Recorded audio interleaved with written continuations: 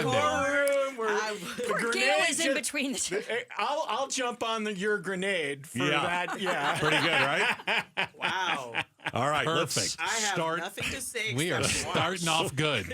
Let's start with the economy. Oh, boy. And Trump and tariffs. And we've got 59% of Americans disapprove of the administration's tariff increase. We've got 37% of Americans, only 37, approving of the economy. The majority of Americans pessimistic about their personal finances. We had, let's see, the CEOs of Lowe's, Target, Walmart, Home Depot go into the Oval Office and say, listen, these tariffs are killing us. We're going to have empty shelves. Question, is Trump deciding maybe I shouldn't play hardball with China like I really want to? Here is the clip from the president just the other day. Started with China. Are you going to play hardball with them? I'm not going to say, I'm going to play hardball with China. I'm going to play hardball with you, President Xi. No. We're going to be very nice. They're going to be very nice. And we'll see what happens. But ultimately, they have to make a deal because. All right, so I'll just stop it there. We're going to be nice. What happened? Okay, is he doing a 180? Let's start with Christine. Is he doing a 180? Is he looking at the stock market saying, I just torched the thing. Maybe I should rethink this tariffs idea. Well, he clearly is rethinking it, but Trump is all about marketing and perception, right? If 59% of the people are against something he's doing, that matters to him. That personality cares what people think about them. The other thing is, if you do sort of an informal, non-scientific study, a lot of people don't understand tariffs. Fair. And they side with the person that they want to be right. So if only 40% of the people like him and way more than 40% of the people like Trump, he already knows the math. So he has to do the about face. He has to pivot. I think so. Is this the beginning of a pivot where he comes out and says, we're going to be nice to each other? Or don't tomorrow, exaggerate. Well, tomorrow he's going to say China's killing us and all that kind of stuff. Well, China has said that they're not going to be nice. They're going to other partners saying, if you cave to the U.S., then, we're going to come after you. It's like they want people to actually retaliate against the U.S. because they want to be the most favored nation. Don't they still want most favored nation status? Yeah, of course. So for them, this is just an act of war. This is something that they've been playing this game theory for quite some time. How about you, Chuck? Well, I think we have two very knowledgeable people who've just spoken here about this.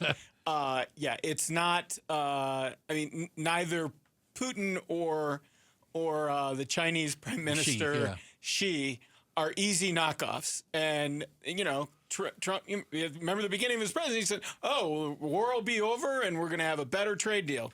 Well, there are ways to go about that. It's just not the way that he's doing it. Yeah. You cannot conduct global diplomacy and global economics on the spur of a moment. You have to marshal people and coalitions of people, and he's not mature enough to do that. So what do you think changed his mind? Do you think it's just the stock market? Because I got another story I was reading where China is, I believe, the world leader in these rare earth metals required for things like batteries, a lot of technology that the U.S. military uses. China exports them to South Korea, which makes a lot of things. China apparently, they were very public about it, told the South Koreans, if you sell any of this stuff to the U.S., we cut you off. That's what I was alluding to. Like, you can't toy around with the people who are selling you your weapons of war. So, I mean, you can't. I don't know if that's the way that other executives say, I'm going to be nice and you're going to be nice. And Putin is not a nice guy. John McCain told us this. Not a nice guy. Agreed. And President Xi is the president of China. Let us remember what they do. They steal all of our smarts. They imprison people. And imprison people. We have that Let's together not forget with them about the now. Uyghurs. They have no problem doing that. So I don't mind having a president who's not nice to them. We're inside the war room. Christine Jones is joining us. We've got Chuck Coughlin and Gail Bass. I think, the thing for me is, where's the off-ramp for Donald Trump? Is he now looking at this? He had a scare a couple weeks ago. The bonds were going, That was Japan threatening to we had a huge crash issue. the bond market. And then he said, all right, I'm going to pull back. He actually made that decision. I'm going to pull back. So what's his off-ramp? Because he's got to look good coming out of this. How is he going to look good coming out of this? I'm glad you used a driving analogy, because I've used this driving analogy in other places. Driving analogy. He's a bad driver. I mean, I'm driving back with my wife from Bisbee the other day. I don't mind that he's got an issue of dealing with immigration. I don't mind that he's got an issue of dealing with trade. Yeah. I don't mind any of these policy. How he does it reminds me of a driver on the road who speeds up, slows down, cuts off, goes to the exit ramp, then feigns the light and comes back on. Doesn't know where he's going. We're all in the car. Right. Yeah. I mean, we're in the car. I'm getting sick to my stomach just hearing you describe it. The exit was back there. Yeah, You missed the turn. $2 trillion was in the car. That's no longer in the car. Right. And until I don't think that's going to change. I think we're going to have that for the next 3.5 years. He's clearly created a cabinet. In the first administration, he had adults in the room, and that gave me great, comfort. Gave you some peace. Yes, that I knew there were people there that he could talk to and could reason with. I still think Susie Wiles is somebody that is rational, and there are people in that cabinet that are, but a great majority of them. Right, but he did listen to the people who told him about the bonds. He did listen maybe to Lowe's, Target, Walmart, Home Depot CEOs. Well, maybe he is listening more now. Because Trump understands the bond market. I mean, let's face it. Right. You don't get to where he was before he was president without understanding the bond market. But this other stuff that's going on, that is confusing to me. Well, he's also uncharacteristically circumspect. A lot of people attribute it to the assassination attempt. Oh. But he's right. He cares what his legacy is this time around. I agree with that. And then so, why is he doing this? So if he is to hear from Home Depot or Lowe's or people in his cabinet that are smart. That's a couple. Okay. Try not to pass a value judgment here, Chuck. But Why? He will pivot and he will care about what's going on with bonds or the stock market or even the military. But he hasn't cared about the stock market at all. He hasn't. No. Because he knows better. He knows that the stock market is not going to go up or down based on something that he does on a whim. Can I ask a question of Christine? Yep. And because of a business background, I think you might be kind of uniquely positioned to answer it. Again, Christine Jones, attorney, former GoDaddy chief counsel, and ran for office. The governing by tweet and the changing of tariffs by the minute, that's not an exaggeration. It leads to an overall uncertainty, like the business environment. I say, what chief financial officer can sign off on capital expenditure in the United States right now when you have absolutely no idea what the business environment's going to be like at 5 o'clock? Well, I mean, I guess the short version is the CFO of a public company is managing to the expectations of the street. Donald Trump doesn't have a street. He doesn't have a group of shareholders. He's never running for election again. Like, this is it. He can do what he wants. However, he cares what people think now. For the first time in his whole life, he cares what people think. That's always been his street, is general popularity. I mean, there was a great story in Politico the other day about he called a press guy with AP that when Clinton was in town, when Clinton was president, and he told the guy, "I'm going to run for president someday." And the guy started laughing on the phone. He goes, "You're the Page Six dude. You know, you're part of this." Well, he figured it out, and Roy Cohn, famous Cohn quote was, "The minute popular culture becomes more popular than institutions, that will be the point at which we break." And that's happened. Popular culture, and he got that through Twitter, right? And then now X and now Truth Social. He can create this street culture of popularity for himself. That's the thing that he's most concerned. So when Trump said, "Not about you," right? When Trump said tariffs on China would come down substantially, when in the clip that I played, he's drastically changing his tune. Yeah, I just want to know from our panel.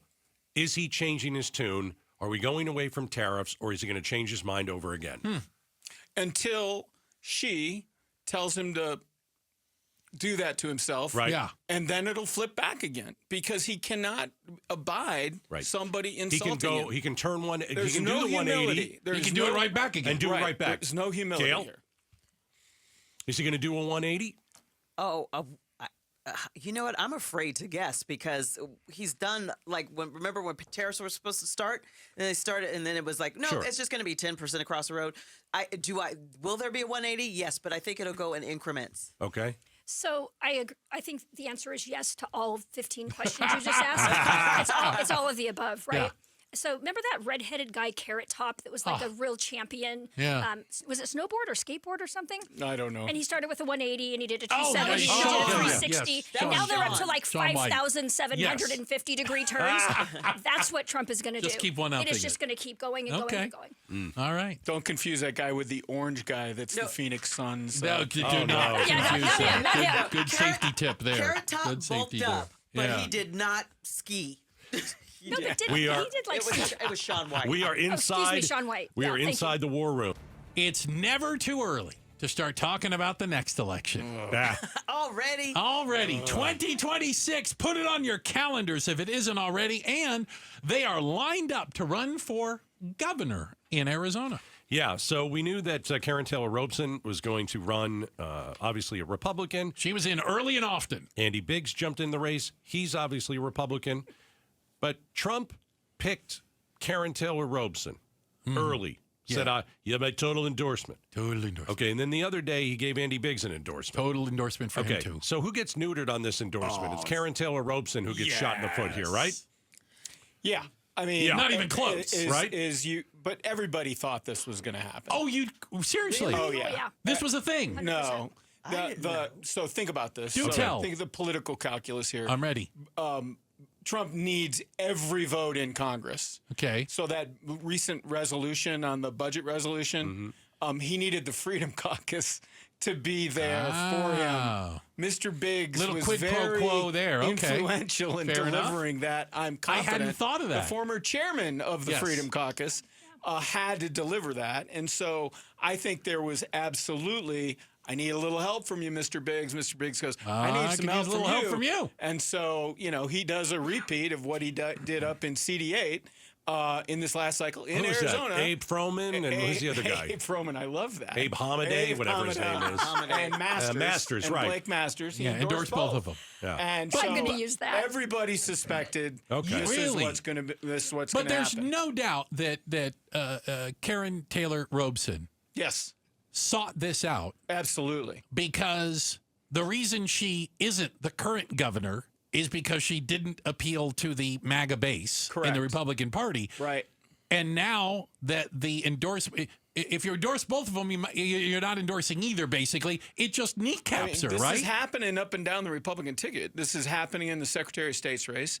You had the GOP chairman, Gina Swoboda, saying, I'm going to run. And now the Freedom Caucus at the legislature is supporting Alexander Collin for Secretary of State, even though the chairman said, I'm going to be the candidate. But the problem is Karen Taylor Robeson came out and said, this is terrific. Thank you, Donald Oh, Trump. yeah. Oh, of course. So, Christine, I'll ask you. You ran for governor in 2014. If you got a dual endorsement, would you have come out and said, well, that's fantastic. I'm glad that you're picking the other person, too. No, I mean, this is horrible for Karen. To Chuck's point, she needed something to get the MAGA people to support her. Right. And I think if your best strategy in the primary is to say that you have a better chance of winning the general, you're already losing. I really think, and Chuck is a that's better true. political consultant than me, but just Okay. as a candidate, I would say that's not a winning strategy. And Right. if that's her argument already a year and a half out, this is terrible. But she's right. She is Terrible a- news for her. She is a better. it doesn't would be matter a if much she's better right. race, Well, right? but she's going to have to go after Biggs. Okay. She's going to have to, and there's people in the room who know more about that than I do, since somebody ran a campaign against Mr. Biggs. Pretty and successful one, pretty if I remember. successful one, There you came go. within like a handful of votes, contrary, Nine. 9 votes Nine, Chuck, of nine. beating Congressman Biggs in his first Nine? Nine. votes Oh. in Mr. Biggs' inaugural run for Congress Wow. after Salmon retired. And so she Wow. ran, so she knows the brutality. That was a brutal campaign. That was throwing everything at the wall. And Karen's going to have to do the same thing. Can I mean, I know it's way early, and I don't know how much credence to put into some of the polling data, but I haven't seen any poll where Biggs isn't leading over her amongst Republicans. It's the only it's the only ones that matter. I was going to say Republican primary. that gap only gets bigger with this type of an endorsement. It certainly doesn't close the gap for her. And Biggs has Turning Point. He has the Turning Point crowd on his side as well. Okay. So Karen's going to have to make an argument that says this guy's never done anything. I mean, he's never. And if you're interested as a voter in doing something, He's never got a single bill passed in Congress. He's got a very spotty record in the legislature. He opposed Governor Brewer on a number of important governing He's things. easier to go after than Karen Taylor Roach. Well, with that absolutely. kind Yes, of a that's record, so much more. that kind of a record, he's selling himself short. He should Gail? run for president, for You know God's what's sake. interesting? You know what was an interesting argument. is the last time I was in the war room, I was in with Sheriff Mark Lamb, and I said, who are you going to endorse? Are you going to endorse KTR Yeah. or are you going to endorse Biggs? And he said, you know what? I believe the primary should just duke it out, and whoever wins the primary, I'm behind that person. And you know what? Not a bad idea. I was like, maybe Mark Lamb ought to be the governor. Well, there's a solid argument behind Oh, that. I did not mean That's to a start veteran political argument. Solid right there. argument. All right, Let's turn our attention now to immigration and the legal battle that is surrounding it. We've seen people get deported without due process. The president has come out and said, we're getting them out, and I hope we get cooperation from the courts because, we have thousands of people that are ready to go out, and you can't have a trial for all of these people. I think you can have a trial for all of these people. This is what separates the United States from other places on the planet. you say Nazi trial. Germany. You say trial. I want to be clear. hearing. I'm a fan of due process. I am Full too. stop. Period. I'm not going to equivocate. Right. There is not due process going on now, but that doesn't mean a trial. Okay. You have to give people a chance to stand in front of a judge. Right. They have to have counsel. Court appointed is fine. Yeah. What are the charges against them? Tell me why you're doing this. Does the president That's all. Can he stand on this, Christine? You're a lawyer. Well, the Supreme Court said, no, Right. not you can't. Well, I mean, okay. My firm represents a fair amount of immigration clients, mostly in the family immigration context. If I would take it from that filter, I would say they should have priority because they did everything right. These people should not have priority, and I'm pointing to a piece of paper that people on the radio can't see. But the people that you're talking about, okay, I can get behind not giving them a hearing because the people that have been waiting in line should get priority. However, to your point, there is a constitution, Right. and it does have provisions, including due process, that suggests that they must be heard, they must be represented. I think it's a practical matter. The amount of time and effort and energy and resources it would take to give every single one of those people a hearing is unrealistic. But yes, by law, they are entitled. But that could be part of an immigration bill. That could be part of an immigration bill going forward. I don't disagree with you at all. Oh, you want to that talk we don't about have an the immigration resources bill? to do that. We'll give them the resources. You think Congress should actually do Congress's job here, Mr. Well, Coughlin? Is that what you're that might be suggesting? an idea. Well, that's what I voted I know, for. I'm I crazy. voted I mean, for that. now crazy. you're really talking crazy. Yes, but that there's no question what is going on here. It's scary. Absolutely. It is really, really scary. I've just got done reading a book by the former ambassador to Moscow who talked about the war in Ukraine and how Putin justified it, and he justified it the same way Hitler justified World War II. 100%. Exactly the same thing. Gotta go and it's save exactly the save same them thing from- going yeah. on here. Yeah. Is we're America. We're supposed to be a constitutional democracy that gives people rights. I'm not going to argue with Christine that we can't physically do that right now because Congress isn't doing its job. Well, we also keep firing immigration judges, which is going to slow it down on top of it. I think one of the issues also, though, is a basic fundamental understanding of how the Constitution and laws work. Because I get chapter and verse people arguing with me, well, the Constitution doesn't apply to them.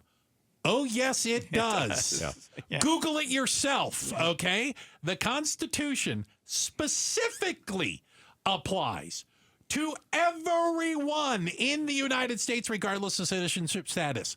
Read it for yourself. Don't take my word for it. By the way, that's 250 years of settled law. You can go back 2,000 years for that matter and go to the book. Because the book says everybody should be treated equally. And not giving them due process violates the 5th and the 14th Amendments. Well, it's clear as day. This is the status of constitutional knowledge. I remember I was discussing something with a friend on Facebook. That was your number one that's a mistake. Right there. And they said, the Second Amendment gives me the right to say what I want. And I You're like, said, "Yeah." Oh, and I gosh. said- You're close. I said, well, if you are using your Second Amendment right and you're pointing it at me, I will let you say whatever you want. But that's not what it says. So here's the issue.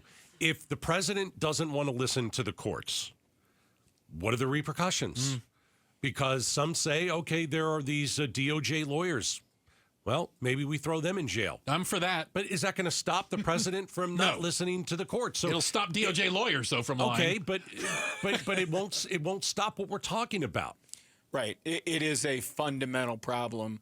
I haven't seen him blatantly do that yet. I mean, I've seen him hint that that's what. But like everything else he says, until he does it, let's not give him that ground. Right. And I believe. Well, there was supposed to be a deadline tonight. I know. There's another deadline tonight that the that's federal judge. That's DOJ's deadline. Right. And is this a Garcia case you're talking about? This is the Garcia. Yeah, exactly. And you punish DOJ. And you hold I put the attorney general in the cuffs. I was going to say you're gonna throw them in jail overnight. Give Pam Bondi another pink look. Yeah. So if you talk about Bondi. if you talk about Garcia, the gentleman that was deported, didn't get a hearing. Correct. So I look at this and I'm like, okay, they've shown us that he has an MS-13 tattoo on his hand. He does not. Okay, see, that's the issue. There are some people saying that Trump showed a picture of him. Or they his wrote hand. MS-13 on his knuckles. You can't prove that he wrote that on the knuckles. But somebody can could have prove given him the photo. There are right? pictures that don't don't have have that the on tattoo. there. Right. Only one is the one Trump held up. But I don't take the word of No. a pathological liar for anything. You can't there we say go. that he wrote the MS-13 on Of course his he hand. did. No, Just he like did he not. wrote remember when the hurricane, he went like that and wrote the hurricane all the way into Georgia too? Absolutely. Took a Sharpie to So it. why can't we? You this can't a prove comedy that. show? But It is now. But why? This is what I would do if I'm Trump. I go get Garcia. I bring him right back here, and I stick him in a court, and I say, "You guys figure it out." And probably the guy's getting deported. He and could then you very move well on. be. Could very well be. Right. But there is still due process. Absolutely. You're saying that's exactly what should happen. It's not But hard. It's Go not get him. hard. But he's entrenched in this position. It's like nominating Pete Hegseth to be your defense secretary. How many times is he going to have to prove Trump wrong to say, okay, maybe that wasn't the best decision I made? yeah. And when you have the entire Pentagon saying, this was a bad decision that you've made, and there's chaos going on over here, and we have Not gonna back down We have a anymore. clown car running Yeah. running the nation or running the world's most powerful military. But let's revisit what Chuck said at the beginning one more time. Congress has to do Congress's job. Fair. Because we keep having more and more crazy, radical, extreme people occupying the White House. You'll recall President Biden completely ignored the court on repayment of student loans. Just like, just thank you, Judge. Noted. I'm going to ignore that, right? Now we have Trump doing the same thing. Congress has to fix this. This is Congress's issue. And I mean, I know The founders never envisioned a time when Congress would just not do its job. 100%. And okay, so are the people that are occupying the White House getting a little, big for their britches? Yes, absolutely. They are. They're ignoring legitimate court decisions. But we can fix this. We can fix this. Yasemin But it takes Ansari all is of a us. very smart congresswoman, Stanford educated, great, recently elected. Juan Ciscomani, very smart Republican, Southern Arizona, our newestly minted U.S. Senator in Arizona. All should be interested in Okay, you lost fixing me with this. the newly minted All right. senator. I can't go there. We're inside the war room. Coming up next. Thanks for watching Outspoken with Bruce and Gatos. Tap to watch more from KTAR News and click the button in the middle to subscribe.